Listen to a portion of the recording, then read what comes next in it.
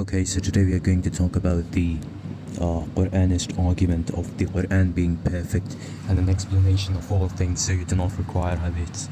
This is their main argument for not using any hadiths. There are two types of arguments, alright? And there are two types of Quranists. One are who accept the mutawatir hadiths and only reject hadiths because of their authenticity, or that they doubt their authenticity, which is not what we are going to talk about in this video.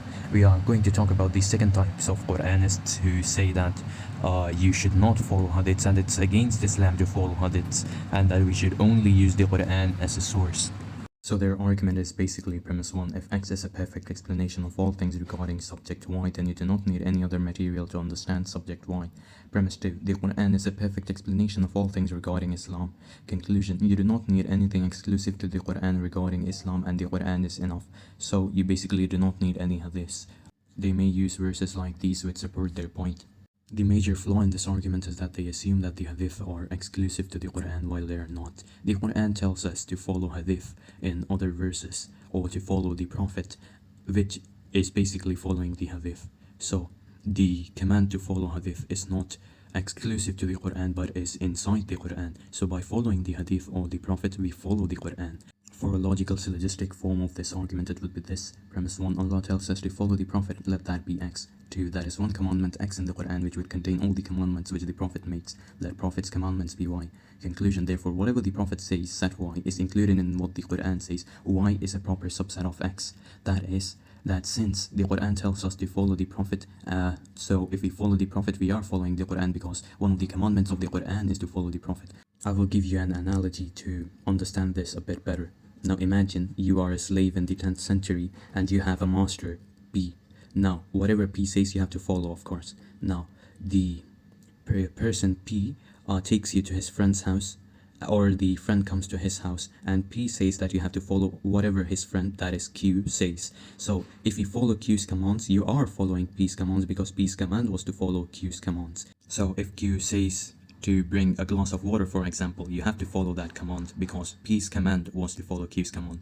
Now they will say, but wait, no, you can't interpret those verses to follow the Prophet like that. They mean something different. To which I would respond, the only reason you declined or did not accept our interpretation of that verse was because you thought it would contradict the Quran being perfect. But now I've shown that it does not contradict the Quran being perfect. So now you would have to concede on our interpretation being one of the possible interpretations, and you would have to justify as to why your interpretation is more probable or more correct than our explanation. For the layman, this much is enough, and now I will go into the philosophical gist. That is, some people say that the Quran poses an ontological distinction from the hadiths. That is, the Quran and hadith are ontologically distinct, and everyone agrees to this fact. And now Quran is a perfect being. So now, since Quran is a perfect being which is ontologically different than hadith, then the Quran should be perfect in and of itself, which is a misunderstanding, because the Quran is not perfect unless you follow all the commandments in it, and one of the commandments is to follow the hadith. So the Quran is perfected by following the hadith. The Quran is dependent on the hadith for its perfection, and it is not by itself perfection, because of course if you follow most of the things in the Quran but do not follow some of the things in the Quran, it would not be perfect, a perfect guidance, let's say. So you would have to follow all the commands in the Quran. I will now give an example from the Quran itself. Allah tells Musa alayhi salam to go to Khidr. Now, everyone agrees that Allah's commands are perfect. If you do not agree, you are a kafir. Now, since Allah's commands are perfect and he orders Musa alayhi salam to go to Khidr alayhi salam, Musa alayhi salam goes to Khidr alayhi salam and follows him just like what Allah has said. Now, was the command to follow Khidr alayhi salam Allah's command? Yes. Are Allah's commands perfect? Also yes.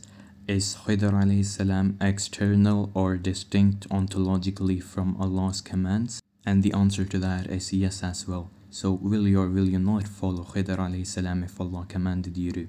Yes, you would. So why not follow hadith as well?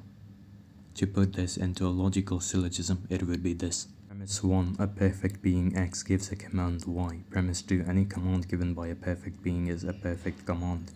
Premise 3. The perfection of this command is realized by following Y. Premise 4. Y is ontologically distinct from X but is still perfect. Therefore, the perfection of a command can be actualized by something external to the one who issued it, and therefore, the hadith are meant to be followed.